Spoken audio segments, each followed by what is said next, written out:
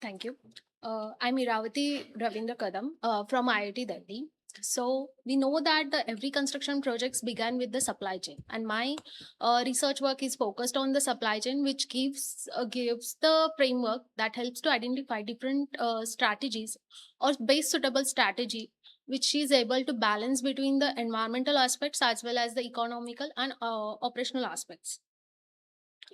We know that the before any construction begin, supply chain is the backbone of any construction projects, and it start with the material extraction, manufacturing, transportation, and material delivery on the site. But all these tasks may require cost, resource consumptions, and also the emission, waste generation, and maybe hamper the project duration, can cause the delay. There are various strategies available for the green supply chain management, which helps to reduce the consumption, minimize waste generation, helps to reduce and prevent pollution, and improve overall environmental performance.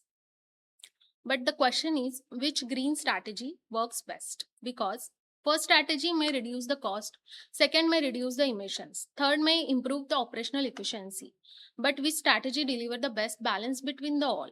Because when we look into the sustainability, we also require the efficiency. So the question is, which strategy will deliver the balance between all these objectives: environmental sustainability, operational efficiency, and economical performance? So for that, I developed decision support framework. For this, first the model I model the supply chain for the construction project based on the system dynamics. Which helps me to understand the interaction between the different parameters which are related to the environmental impact, operational impact, or the economical aspects of the supply chains. So after that, I explore the different strategies. Basically, first I analyze with the literature, and then from the site. Then these strategies are compared and identify the best suitable strategy based on the DEA, data envelopment analysis. And many times DEA gives them a strategy. More than one strategy is efficient. So for to tackle this, I go with the cross efficiency, where I can get only one or two efficient strategies, which is helps to gain the supply chain more efficient as well as environmentally compatible.